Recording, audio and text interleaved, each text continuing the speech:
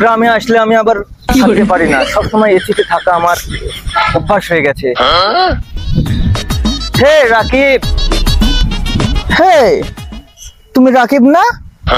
হ্যাঁ, মাইনুল ভাই না আপনি? তুই চিনতে পারছো না? আমি মাইনুল। কে রে? এটা মাইনুল্লাহ।